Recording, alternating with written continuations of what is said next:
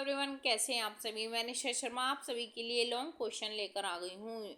Part a long question आपको समावेशी शिक्षा के कंप्लीट देखने तो पार्ट ए पहले देखिए, फिर ये पार्ट बी है जो मैं आज आपके लिए लेकर आई हूँ। मैं डीएलएड थर्ड सेमेस्टर समावेशी शिक्षा का जो सेकंड प्रश्न पत्र है, मैं उसके लॉन्ग क्वेश्चन आप लोगों को करा रही हूँ। तो गाइज, बातें ना करते हुए अपने सेशन में आगे बढ़ते हुए let's start this session. Question number 26, अपराधी बालकों की उपचार विधियों पर प्रकाश डालिए। अपराधी बालकों के विचार की विधियां, मनोवैज्ञानिक विधि में क्या आती है? मनोविश्लेषण विधि, मनोअभिनय विधि, खेल विधि।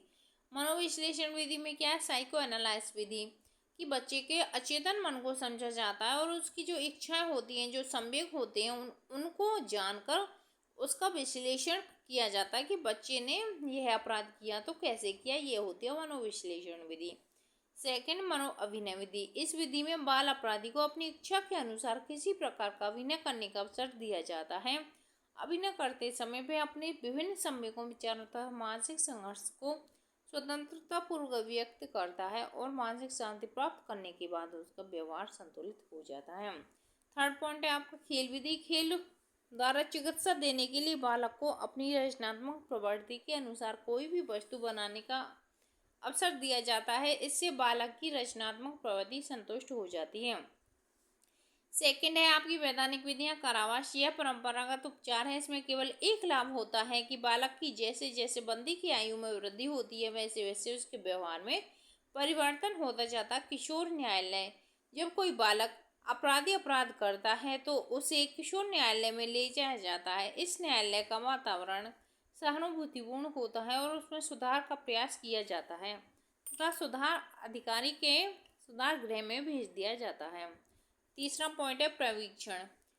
यह वह युक्ति है जिसमें बाल अपराधी को न्यायालय से दंड मिलने पर भी उसे जेल न भेजकर समाज में रहने की आज्ञा मिल जाती है। बालकों को अपना सुधार करने का अवसर दिया जाता है। पॉइंट 4, किशोर बंदीगृह। यह बंदीगृह वास्तव में सुधार संस्था है। इनके बंदियों को अपने परिवार के सदस्यों को मिलने की स्वतंत्रता होती है। क्या होती है? स्वतंत्रता होती है।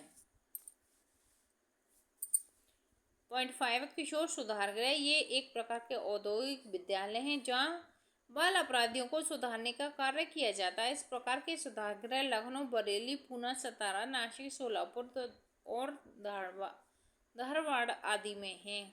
पॉइंट 6, बोस्टल संस्थाएं। ये संस्थाएं बंदीगृह और मान्यता प्राप्त स्कूलों के बीच की संस्थाएं हैं। इसमें 15 से 20 वर्ष की आयु तक के अपराधी रखे जाते हैं। ये बाल अपराधियों को सुधारते हैं। क्वेश्चन नंबर 26 की तरफ बढ़ते हुए विकलांग बालकों की पुनर्वास योजना तैयार कीजिए। विकलांग बालकों की पुनर्वास योजना। विकलांग बालकों के लिए शारीरिक पुनर्वास उपायों में निम्न शामिल है। नंबर 1, विकलांग बच्चों की शिक्षा। जिला विकलांग पुनर्वास केंद्र। विकलांग व्यक्तियों के अधिकार। विकलांग व्यक्तियों के लिए एनजीओ। विकलांग के लिए सुविधाएं 2018। पॉइंट 1, विकलांग बच्चे की शिक्षा। जो बच्चे शारीरिक या मानसिक रूप से विकलांग हैं उनके लिए शिक्षा का प्रावधान होना चाहिए। अधिकांशतः समाज में प्रचलित धारणा है कि शारीरिक और मानसिक रूप से विकलांग बच्चे शिक्षा पाने के अधिकारी नहीं हैं। विकलांग बच्चों के इस समेकित शिक्षा के तहत 15 से 18 वर्ष तक की उम्र है। विकलांग बच्चों की मुफ्त शिक्षा की व्यवस्था की गई है। शारीरिक रूप से विकलांग बालकों के अभिभावक और शिक्षकों को इन बच्चों से बोलने, सिखाने, चलने फिरने, मित्र बनाने और वे कौशल आदि संकल्पनाएं जो सामान्य बच्चे विकास के दौरान सहज रूप से प्राप्त कर लेते हैं, उन्हें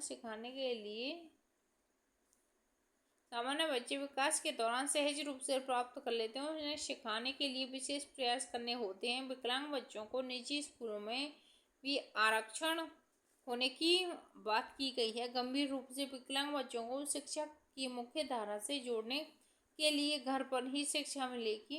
अनुच्छेद 26 में विकलांग बच्चे को 18 वर्ष की आयु तक निःशुल्क शिक्षा देने का बात कही गई है। पॉइंट 2, जिला विकलांग पुनर्वास केंद्र। जिला विकलांग पुनर्वास केंद्र की स्थापना जिला स्तर पर की गई है। आधारभूत स्तर पर विकलांग व्यक्तियों को व्यापक सुविधाएं उपलब्ध कराने के लिए जिला विकलांगता पुनर्वास केंद्र डीडी सावरकर डीडीआरसी की स्थापना में माध्यम से जागरूकता सृजन पुनर्वास जमीनी स्तर के कार्यकर्ताओं के प्रशिक्षण मार्गदर्शन की सुविधाएं प्रदान करने की योजना बना रहा है। 3 विकलांग व्यक्तियों की अधिकार। इस स्तर पर विकलांगों को उनके अधिकारों से अवगत कराया जाएगा। विकलांगों को समान अधिकार संरक्षण आदि प्राप्त है। इसके अंतर्गत विकलांगों को उनके अधिकार दिलाने का प्रयास किया जा रहा है। पॉइंट 4 विकलांग व्यक्तियों के लिए एनजीओ। इसके अंतर्गत एनजीओ की स्थापना की जाएगी जो विकलांग प्रमाण पत्र जारी करने, पहचान पत्र बनवाने तथा पंजीकरण, गैर सरकारी संगठनों में कार्य आदि कराने में विकलांग की मदद करेगा। पॉइंट 5 है विकलांगों के लिए सुविधाएं। क्या सुविधाएं हैं विकलांगों के लिए, इस पर चर्चा करते हुए विकलांगों के लिए सरकार ने कई सुविधाओं को 2018 में घोषणा की है, जो विकलांग पेंशन योजना, विकलांग सुविधाएं, दिव्यांगों को नौकरी देने वाले कंपनियों को लुभाने के लिए योजना, कंपनी में पीएफ और ईएसआईसीएस में 80 वर्ष तक कोई अंशदान नहीं देना होगा। इसके भुगतान सरकार करेगी। कंपनी दिव्यांगों को नौकरी देने की जानकारी दे सीधा लाभ ले सकता है।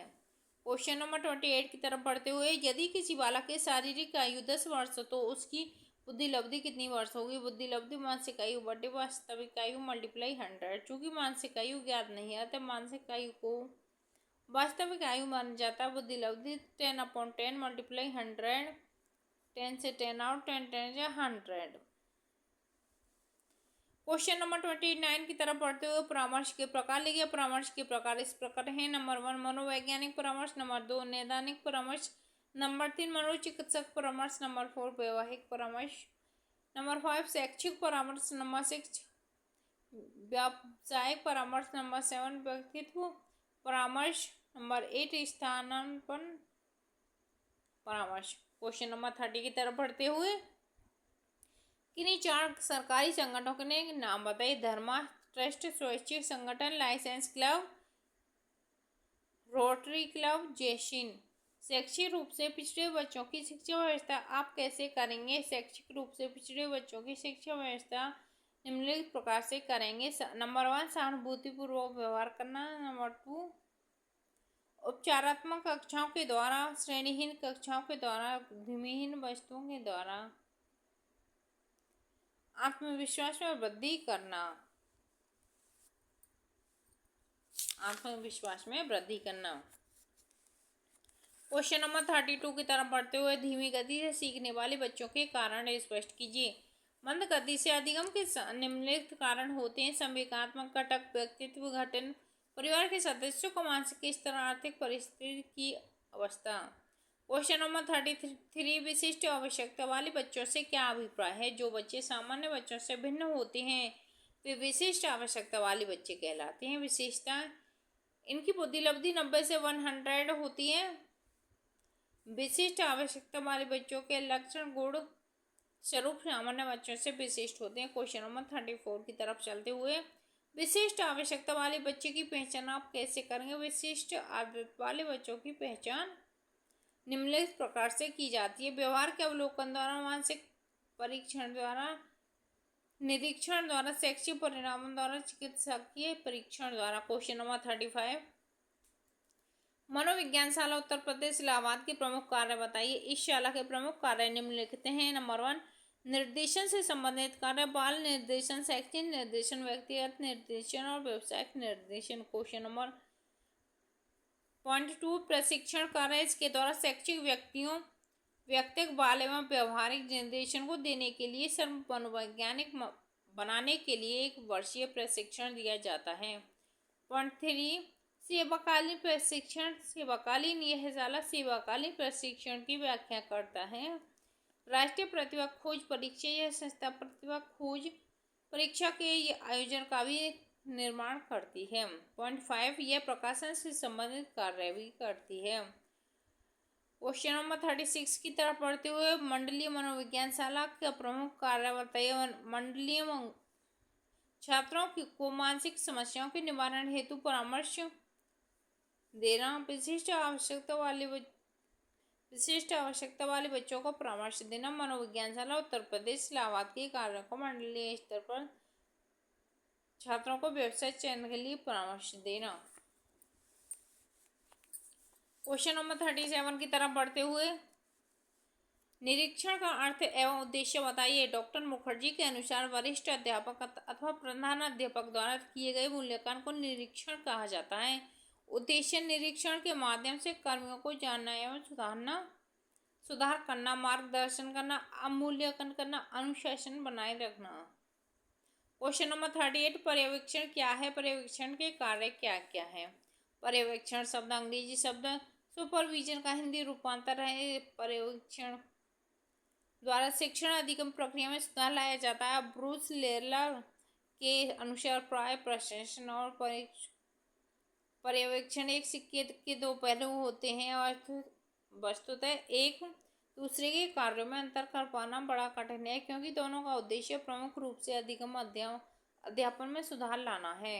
पर्यवेक्षण के कार्य क्या होते हैं? अधिगम प्रक्रिया में सुधार लाना, अनुशासन बनाए रखना, शैक्षिक गुणवत्ता में सुधार लाना, योजना निर्माण करना। क्वेश्चन नंबर 39 किन्हीं चार सरकारी संगठनों के नाम लिखिए।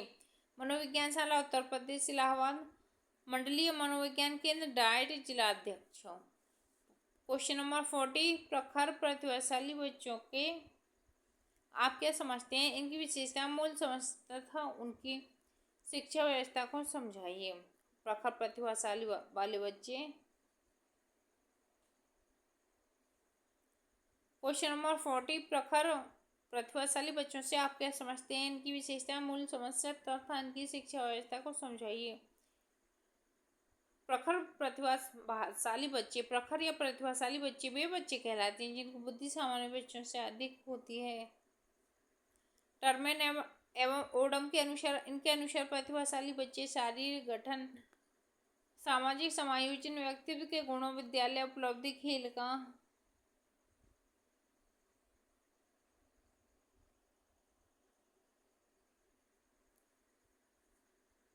प्रतिभाशाली बच्चे, प्रखर प्रतिभाशाली बच्चे। टर्मन एवं ओडम के अनुसार प्रखर बच्चों की विशेषताएं। बीटी के अनुसार प्रखर बुद्धि बालकों में निम्नलिखित विशेषताएं पाई जाती हैं। प्रखर बच्चे खेल अधिक पसंद करते हैं। प्रखर बच्चे धैर्यशील होते हैं। इनमें संवेगात्मक स्थिरता अधिक होती है। टर्मन के अनुसार, टर्मन साहब क्या कहते हैं? टर्मन ने प्रखर बुद्धि बालकों की निम्नलिखित विशेषताएं बताई हैं। नंबर 1 है प्रखर बुद्धि वाली बालिकाएं बालकों के अपेक्षा जल्दी सीखती है। प्रखर बच्चों में समझाने की क्षमता अधिक होती है। प्रखर बच्चों की मूल समस्या। प्रखर बच्चों की प्रमुख समस्या निम्नलिखित हैं। जिन प्रतिभाशाली बच्चों की आर्थिक दशा अच्छी नहीं रहती है, उन्हें आगे बढ़ने का अवसर नहीं मिल पाता है। जो परिवार सामाजिक रूप से नीचे स्तर के माने जाते हैं, उनको प्रतिभाशाली बच्चों को भी समाज के द्वारा कोई प्रोत्साहन नहीं दिया जाता है। पॉइंट 3 कई प्रखर बच्चे मानसिक रोगों से ग्रस्त होते हैं और वे संवेगात्मक रूप को समायोजित होते हैं। ऐसे बच्चों की प्रतिभा में कमी आती है। प्रखर या प्रतिभाशाली बच्चों की शिक्षा। प्रखर बच्चों के शिक्षण में विषय के आम व्यवहारिक या क्रियात्मक पक्ष पर विशेष ध्यान देना चाहिए। ऐसे बच्चों जो पाठ्य पुस्तकों की अपेक्षा संदर्भ ग्रंथ पढ़ने हेतु विश्लेषण प्रोत्साहित किया जाना चाहिए। ऐसे बच्चों को वाद विवाद प्रतियोगिता में भाग लेने हेतु विशेष रूप से प्रेरित किया जाना चाहिए। प्रतिभाशाली बच्चों को क्रियाकलापों का समय समय पर मूल्यांकन करते रहना चाहिए। प्रखर बच्चों में जिज्ञासा की भावना तीव्र रूप से पाई जाती है। ये उदाहरण अधिक ज्ञान प्राप्त करना चाहते हैं, अतः उनके सामने आदर्शों का उदाहरण दोनों चाहिए। क्वेश्चन नंबर 41 विशिष्ट आवश्यकता वाले बच्चों की शिक्षा व्यवस्था स्पष्ट कीजिए। प्रतिभाशाली बच्चों के शिक्षण में विषय के व्यवहारिक या क्रियात्मक पक्ष पर विशेष बल देना चाहिए। ऐसे बच्चों को पाठ्य पुस्तकों की अपेक्षा संदर्भ ग्रंथ पढ़ने हेतु विशेष रूप से प्रोत्साहित किया जाना चाहिए। ऐसे बच्चों को वाद विवाद प्रतियोगिता में भाग लेने हेतु विशेष रूप से प्रेरित किया जाना चाहिए। पॉइंट 4,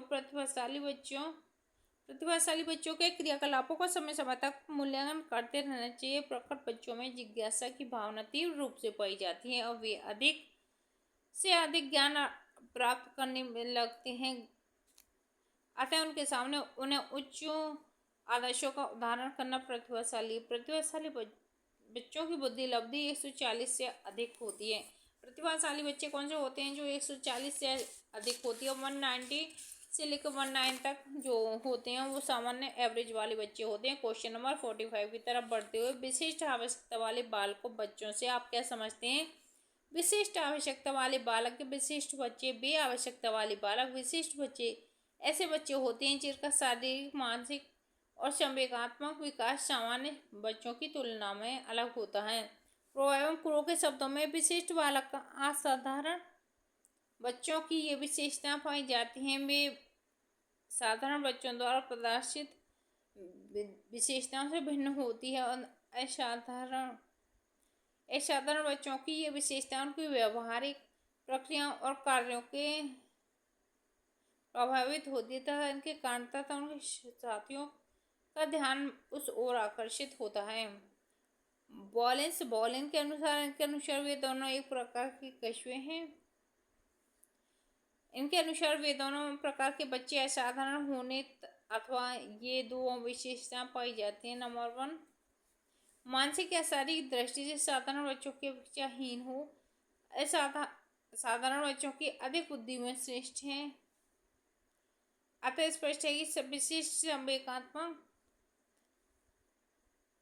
रूप से बच्चों में भिन्नता आ ही जाती है। विशिष्ट या असाधारण बच्चों का वर्गीकरण विशिष्ट बच्चों की पहचान उनकी शैक्षिक उपलब्धि के आधार पर की जाती है, जिनमें श्रेणियों में वर्गीकृत किया जा सकता है। प्रखर बुद्धि प्रतिभाशाली बच्चे सामान्य बुद्धि, मंद बुद्धि। प्रखर बुद्धि में शैक्षिक उपलब्धि उत्कृष्ट होती है, अर्थात इनकी शैक्षिक उपलब्धि 80% से ऊपर पाई जाती है। सामान्य बुद्धि में शैक्षिक बुद्धि मध्यम श्रेणी की होती है, अर्थात 40% से 59% के मध्य होती है। अल्प बुद्धि में शैक्षिक उपलब्धि 10% कमी हो जाती है, अतः इन्हें शैक्षिक रूप से पिछड़े कहा जाता है। क्वेश्चन नंबर 46 की तरफ बढ़ते हुए, परामर्श में सहयोग देने वाली विभाग संस्थाओं का वर्णन कीजिए। परामर्श में सहयोग देने वाली विभाग संस्थाएं निम्नलिखित हैं। मनोविज्ञानशाला उत्तर प्रदेश इलाहाबाद, मनोविज्ञानशाला उत्तर प्रदेश इलाहाबाद के मनोवैज्ञानिक इलाहाबाद की स्थापना आचार्य नरेंद्र देव समिति की संस्तुति के आधार पर की गई थी। यह राज्य शैक्षिक अनुसंधान और प्रशिक्षण परिषद उत्तर प्रदेश लखनऊ की ब्यूरो ऑफ साइकोलॉजी नामक इकाई के रूप में कार्यरत है। इसका सबसे प्रमुख पद निदेशक होता है, जो शिक्षा विभाग शिक्षा संवर्ग 2 का अधिकारी होता है। वरिष्ठ मनोवैज्ञानिक तथा मनोवैज्ञानिक पद सृजित हो रहे हैं।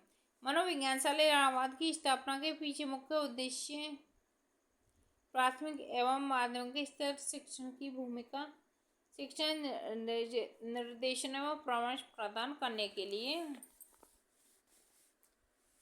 मनोवैज्ञानिक रूप से सक्षम बनाने में प्रशिक्षण देना या छात्रों को व्यावसायिक एवं व्यक्तित्व निर्देशन प्रदान करना है। पॉइंट 2 है मंडलीय मनोविज्ञान केंद्र।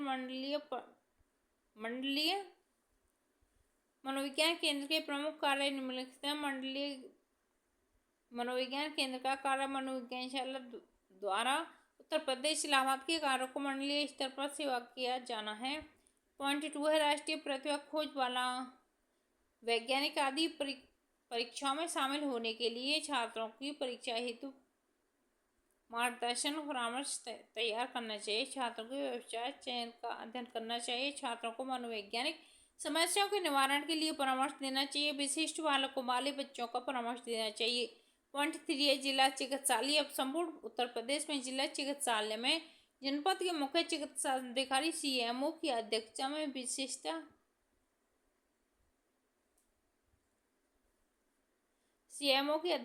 विशेष चिकित्सकों की एक समिति होती है, जो विशिष्ट बालकों आवश्यकता वाले बच्चों बाधितों का अनावश्यक चिकित्सीय परीक्षण का प्रमाण पत्र प्रदान करते हैं। इसी प्रमाण पत्र के आधार पर उन्हें आरक्षण प्राप्त होता है। यही सीमित विशिष्ट आवश्यकता वाले बच्चों हेतु समुचित उपकरण, चश्मा, वैशाखी, ट्राईसाइकिल, तिपहिया आदि प्रदान की संस्तुति करते हैं। यह विशिष्ट आवश्यकता वाले बच्चों के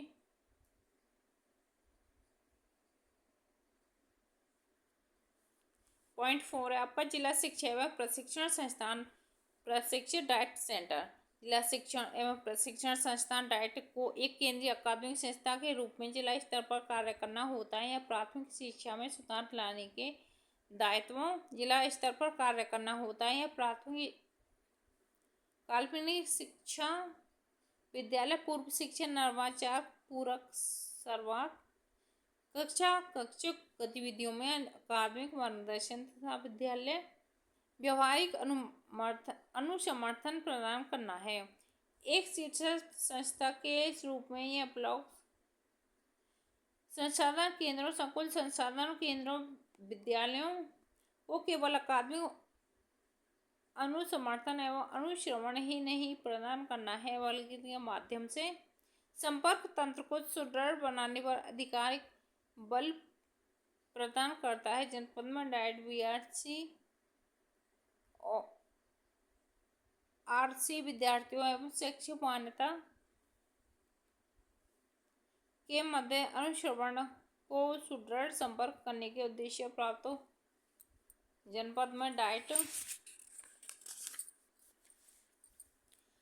का प्राचार्य की अध्यक्षता में एक अकादमिक कोर टीम का गठन किया गया है। इस टीम में एक वरिष्ठ प्रवक्ता, 2 प्रवक्ता, एक क्वालिटी ट्रेनिंग कोऑर्डिनेटर एवं सहायक बेसिक शिक्षा का अनिवार्य एवं 2 ब्लॉक होते हैं। क्वेश्चन नंबर 47, श्रवण दोष से ग्रसित बच्चे कौन होते हैं, इनकी पहचान बताइए। यदि कोई बच्चा वातावरण में गुंजायमान आवाज सामान्य बच्चे की अपेक्षा कम सुन पाता है तो वह श्रवण दोष से ग्रसित बच्चा कहलाता है। पहचान लक्षण क्या हो सकते हैं?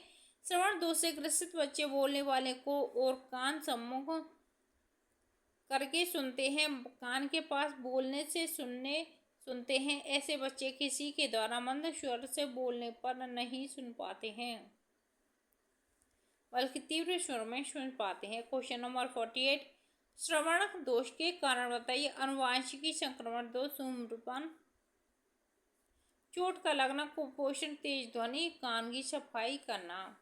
क्वेश्चन नंबर 49, दृष्टि दोष से ग्रसित बच्चे कौन हैं, इनके लक्षण उपचार बताइए।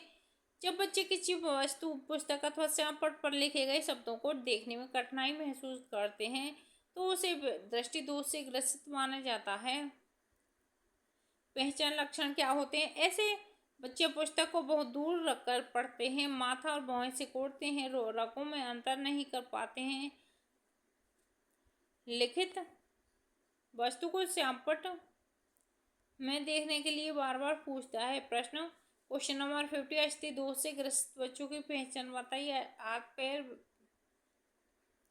पैर क्षतिग्रस्त होना, हाथ पैर की उंगलियों का न होना, अंगों की विकृति, मांसपेशियों के तालमेल में समस्या। ऐसे बच्चे संकोची होते हैं और खेलकूद में सहभाग कर पाते हैं। क्वेश्चन नंबर 51 की तरफ चलते हुए निर्देशन की विभिन्न विधियों का नाम बताइए। परीक्षण विधि, अवलोकन विधि, परिमापन विधि, शुभानुभव विधि, घटना संबंधी विधि। क्वेश्चन नंबर 52, शैक्षिक रूप से पिछड़े बालक कौन है, इनके प्रकार बताइए। पिछड़ेपन का कारण बताइए, इनकी विशेषताओं को बताते हुए इनकी शिक्षा व्यवस्था बताइए।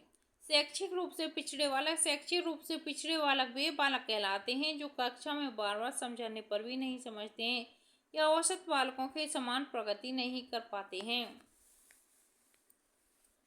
शॉलेन क्या कहते हैं? शॉलेन के अनुसार पिछड़ा बालक वह है जो अपनी ही आयु के अन्य बालकों की अपेक्षा उल्लेखनीय शैक्षिक न्यूनता प्रदर्शित करता है।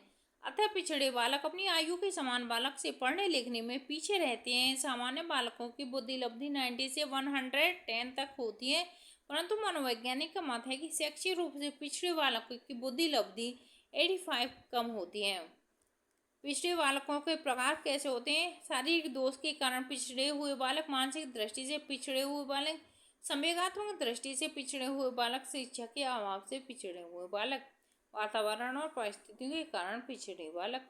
पिछड़ेपन का कारण है वंशानुक्रम, शारीरिक कारण, परिवार का वातावरण, आर्थिक स्थिति, पिछड़े हुए बालकों की शिक्षा व्यवस्था। वंशानुक्रम से कैसे होते हैं बच्चे पिछड़े? कुछ बालक में वंशानुक्रम के प्रभाव के कारण सामान्य से कम शारीरिक, मानसिक एवं संवेगात्मक विकास होता है, अतः परिश्रम के अभाव में वे बालक अन्य कारणों से पिछड़ जाते हैं। शारीरिक कारण, कुछ ऐसे बालक होते हैं जो निरंतर बीमारियों से ग्रसित होते हैं, जिसके कारण वे पढ़ाई नहीं कर पाते हैं और पिछड़ जाते हैं। परिवार का वातावरण, जिन बालकों के घरों में निरंतर कलह का वातावरण होता है वे बालक पढ़ाई नहीं कर पाते हैं और दूसरों से पिछड़ जाते हैं। आर्थिक स्थिति, कुछ बालक ऐसे भी होते हैं जो परिवार की आर्थिक स्थिति ठीक नहीं होने के कारण पिछड़ जाते हैं और आगे की पढ़ाई ठीक से नहीं कर पाते हैं। पिछड़े हुए बालकों की शिक्षा व्यवस्था। शैक्षिक रूप से पिछड़े हुए बालकों की शिक्षा व्यवस्था निम्नलिखित प्रकार से की जानी चाहिए। निर्धन परिवार वाले बालकों को निःशुल्क शिक्षा एवं छात्रवृत्ति देने की व्यवस्था होनी चाहिए। शारीरिक दोषों के कारण यदि उन्हें कम सुनाई देता है तो उन्हें आगे को पंक्ति में बैठाना चाहिए। शिक्षकों को चाहिए कि अभिभावकों को बात करके परिवार का वातावरण सुधारने की सलाह दें। नैतिक शिक्षा पर बल देना चाहिए। शिक्षक को खेल विधि द्वारा शिक्षण कार्य करना चाहिए। शिक्षण करते समय TLM का प्रयोग करना चाहिए। ये TLM क्या होता है आप कमेंट बॉक्स में रिप्लाई करें। क्वेश्चन नंबर 53, समस्यात्मक बालक कौन है, इनकी पहचान बताइए तथा शिक्षा व्यवस्था समझाइए। समस्यात्मक बालक, समस्यात्मक बालक वे बालक कहे जाते हैं जो अनुशासनहीन होते हैं तथा ये सामान्य और समस्यात्मक बालक वे बालक हैं जिनका व्यवहार एवं समायोजन सामान्य बालकों से भिन्न होता है। बोर 1977 के अनुसार समस्यात्मक बालक वे हैं जिनसे निम्नलिखित विशेषताएं पाई जाती हैं। यदि बालक में सीखने की ऐसी क्षमता हो जिसकी बौद्धिक आधार पर व्याख्या नहीं की जा सकती, यदि बालक में अपने साथियों तथा शिक्षकों के साथ संतोषजनक अंतर व्यक्ति संबंध बनाने एवं कायम रखने की अक्षमता हो, यदि बालक में सामान्य परिस्थितियों में भी अनुपयुक्त भाव उत्पन्न होता हो या उसके द्वारा अनुपयुक्त व्यवहार किया जाना चाहिए, यदि बालक वे व्यक्तिगत तथा स्कूल की समस्याओं के प्रति शारीरिक लक्षण, दर्द या अन्य विभिन्न तरह के डर के रूप में समस्या करने की प्रवृत्ति, समाधान करने की प्रवृत्ति अधिक होती है। समस्यात्मक बालक की पहचान। वैलेंटाइन के अनुसार 2 से 5.5 साल की आयु के बीच प्राय सभी बालक नटखट एवं उपद्रवी होते हैं। इसी ढंग से उन्होंने पाया कि 10 से 12.5 वर्ष की आयु के 75% बालकों में दांत से नाखून कुतरने की आदत है।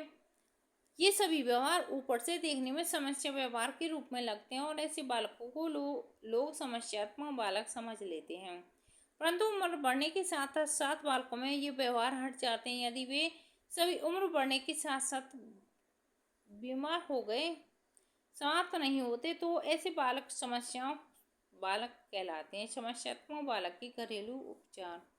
घरेलू वातावरण में सुधार। किसी बालक को समस्यात्मक बालक बनने में उसका घरेलू वातावरण अधिक महत्वपूर्ण है। अंत घरेलू वातावरण अनुकूलित प्रकार से की गई है शिक्षा काफी लाभदायक सिद्ध होती है। इससे बालकों में शैक्षिक समायोजन की शक्ति में वृद्धि होती है।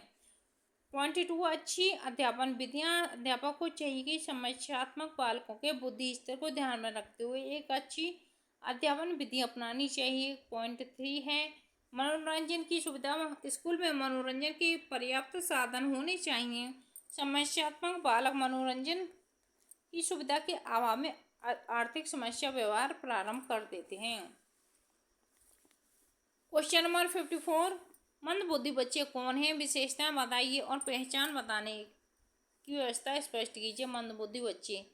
शैक्षिक रूप से मंदबुद्धि बच्चे वे बच्चे होते हैं जिनमें सूझ ग्रहण क्षमता, तर्क शक्ति एवं अवधान केंद्रित करने की क्षमता सामान्य से कम पाई जाती है। मंदबुद्धि बच्चों में समायोजन करने की क्षमता सामान्य बच्चों की तुलना में कम पाई जाती है। जब बालकों की शारीरिक आयु बढ़ती है परंतु उनकी बौद्धिक विकास नहीं होता है, वे मानसिक रूप से छोटी आयु के बालकों के समान ही रह जाता है। ऐसे बालकों को मंदबुद्धि बालक कहते हैं। मंदबुद्धि बालकों की विशेषताएं: बौद्धिक न्यूनता होती है, हीन व्यक्तित्व होता है, शैक्षिक पिछड़ापन होता है, सामान्य शारीरिक संरचना होती है, अनियंत्रित मानसिक प्रवृत्तियाँ होती हैं। मंदबुद्धि बच्चों की पहचान। मंदबुद्धि बच्चों की पहचान इस प्रकार है। मंदबुद्धि वाले सूक्ष्म विषयों पर विचार नहीं कर पाते हैं, इसलिए ऐसे बच्चों की रुचि गणित, विज्ञान, व्याकरण आदि विषयों में नहीं हो सकती। इन बच्चों की बौद्धिक स्तर काफी निम्न होता है।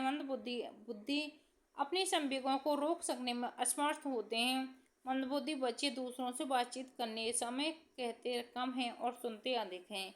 मंदबुद्धि बच्चों की निरीक्षण शक्ति तथा स्मरण शक्ति बड़ी निर्बल होती है।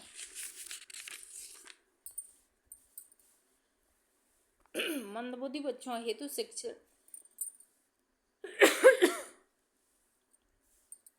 सरल एवं रुचिकर शिक्षण विधि का प्रयोग करना चाहिए। इन बच्चों को पढ़ाने की गति मंद होनी चाहिए। नैतिक शिक्षा पर बल देना चाहिए। TLM का प्रयोग कक्षा शिक्षण करते समय करना चाहिए। गृह कार्यों का निरीक्षण नियमित रूप से करना चाहिए। इन बच्चों की कक्षा में प्रखर बच्चों के साथ बैठाना चाहिए। क्वेश्चन नंबर 55, वाक् दोष कितने प्रकार के हो सकते हैं, व्याख्या कीजिए।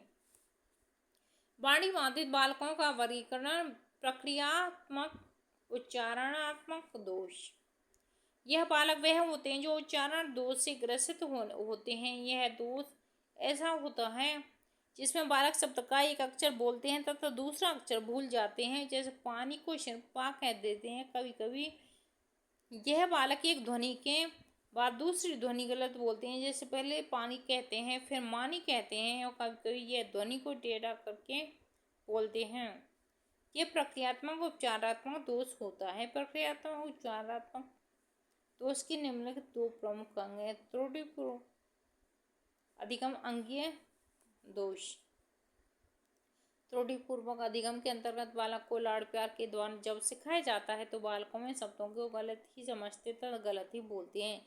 जैसे बालकों के बचपन में लाड़ प्यार से रोटी की जगह लोटी कहा जाता है, या बालक प्रारंभ में लोटी सुनते सुनते अंत तक रोटी को लोटी ही कहते हैं। जबकि अंगीय दोष के अंतर्गत कई बार मुंह को दोषपूर्ण बनावट के कारण अथवा सुनने को दोषपूर्ण अवस्था के कारण बच्चों की वाणी में समस्या आ जाती है। जबकि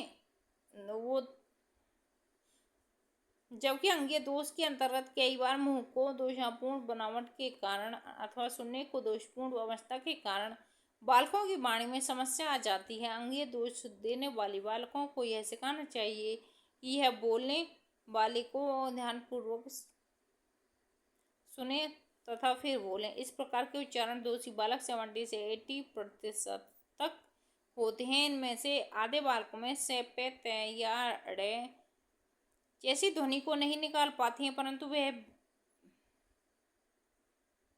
यह बालक 10 से अधिक ध्वनियाँ गलत निकालते हैं। इसे गंभीर दोष नहीं समझा जाता। पॉइंट 2 है हकलाना। यह एक वाणी दोष है, परंतु 1000 बालकों में से सिर्फ 8 या 10 बालक को इस समस्या से पीड़ित पाए जाते हैं। इस प्रकार के समस्या में बालक शब्दों को बार बार दोहराते जाते हैं। कभी कभी यह बोलते रुक जाते हैं, कभी कभी यह बोलते समय उलझन में अनुभव करते हैं, जैसे जैसे बंद करके बोलना, शरीर के अंगों को हिला हिलाकर बोलना आदि। बालकों की इन समस्याओं का मुख्य कारण गति की समस्याएं हैं जो बोलने को प्रभावित करती हैं तथा वायु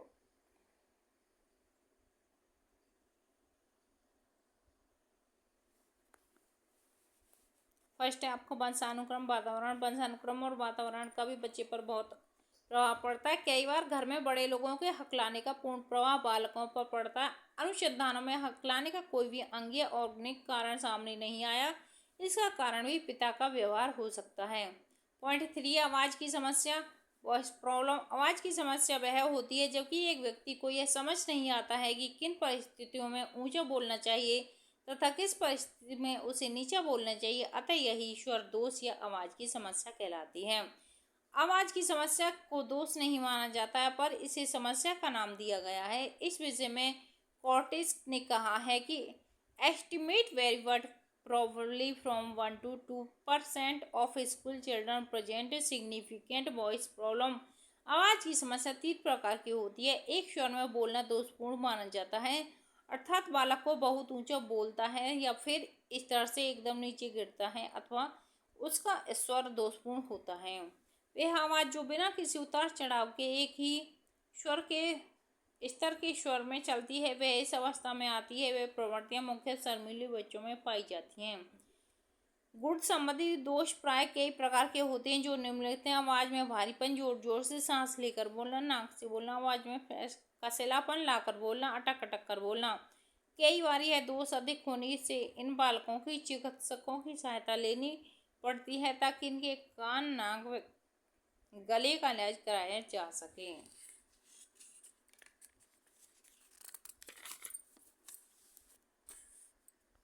क्वेश्चन नंबर 56 की तरफ चलते हुए श्रवण बाधित बालकों के पहचान से संबंधित लक्षणों का उल्लेख कीजिए।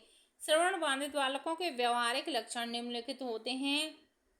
यह बालक अपने व्यवहार को एक समान नहीं रख पाते हैं। यह बालक अपने शिक्षकों के होठों की गतिविधियों तथा हाव भाव को देखकर तथ्यों के बारे में पता लगा लेते हैं।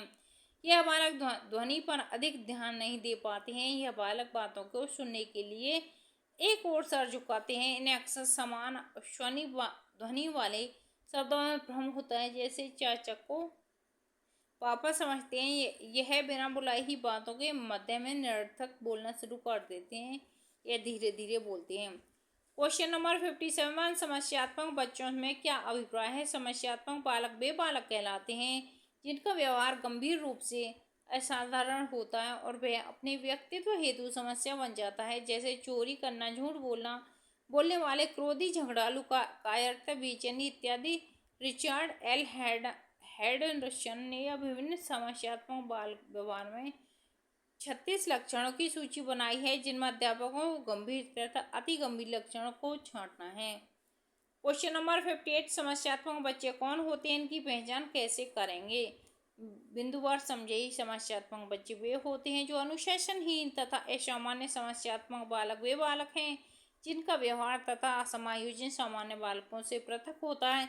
इनकी पहचान निम्न बिंदुओं के अध्ययन द्वारा की जा सकती है। यदि बच्चे में व्यक्तिगत या स्कूल की समस्याओं के प्रति शारीरिक दर्द या अन्य विभिन्न प्रकार से डर के रूप में समाधान करने की प्रवृत्ति अधिक हो, यदि बच्चे में सामान्यता परिस्थिति में उपयुक्त व्यवहार किया जा सके, यदि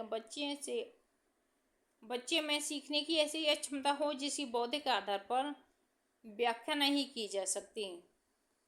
तो ये थे आज आपके लॉन्ग क्वेश्चन पार्ट सेकंड जो मैं आप लोगों के लिए लेकर आई। डीएलएड थर्ड सेमेस्टर समावेशी शिक्षा 26 से 58 तक क्वेश्चन हमने आज किए हैं। आपको ये सेशन कैसा लगा कमेंट बॉक्स में रिप्लाई करना और अपनी प्रिपरेशन को ध्यान में रखते हुए 27 अक्टूबर से आपके एग्ज़ाम है। अपनी प्रिपरेशन को full consistency on and discipline के साथ कीजिए। Thanks for watching this video. Like, share and subscribe. Keep watching and keep learning. भगवान करे आपका दिन शुभ हो। Thank you everyone.